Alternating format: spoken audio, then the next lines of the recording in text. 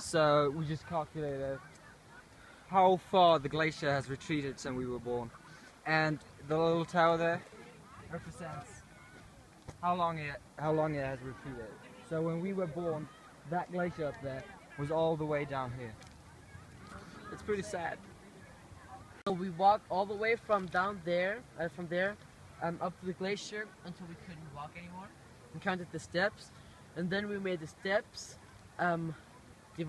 multiply by our age, and then divided by 22, and then we had to walk the steps back, like the number. Walk the steps back, and this is here. And this is where the glacier was when I was born.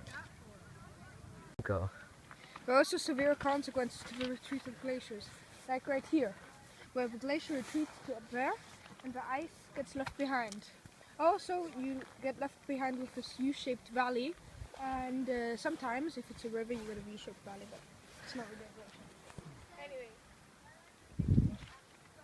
Anyway, this ice here, was once part of a glacier, and it is beneath all these rocks back here, only that it was left behind when the glacier retreated.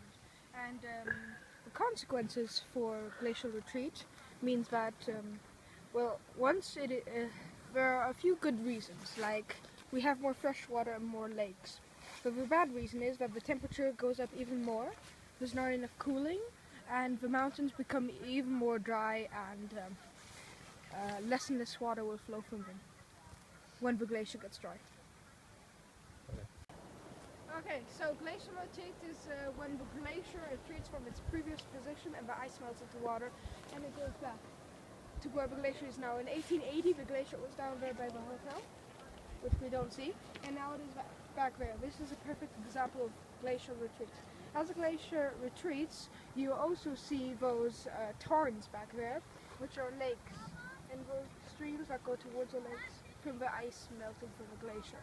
Then, when it retreats, you also see cirques, which I can't really see one now, but that's when a concave shape is formed with a lip here and the snow piling up here, so like a mini glacier and like a concave. And then the ice melts, and what you're left with is the stone formed in a shape of an eclipse. What you see a lot is the Arte over here, and that's when two glaciers go down a mountainside. Like if a mountain is like a pyramid, and the two glaciers go down, they leave an Arte, as well as the lateral and terminal moraines. The terminal moraines are where the glacier was at its maximum, and where the glacier retreats. And the lateral moraines is when the glacier retreats and it leaves all the stones from the glacial erosion back on its lateral moraines on these two sides. Okay. Go!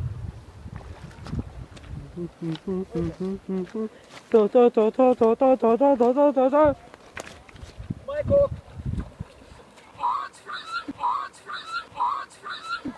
And made it. 10.78 seconds. Alright, 10.78 seconds. You've got to measure here, in the middle, and there. 4.72. Hold up there.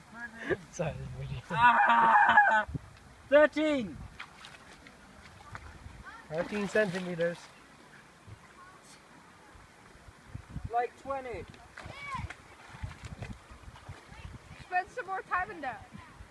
16. Go.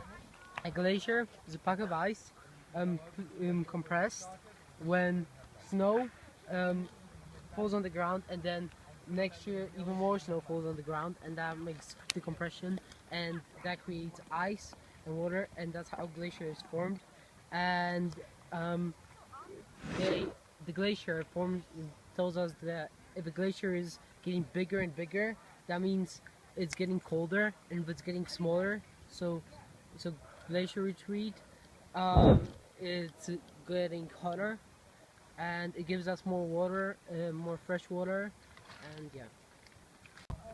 Okay, so I'm talking about the different parts of the glacier, and that's the glacier itself.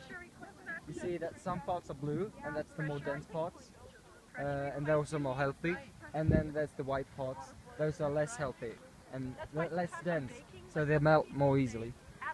That's a lateral moraine, and it's created by the glacier coming down and carving out the side of it.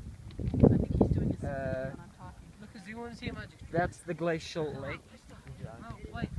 Oh wait, let me do that.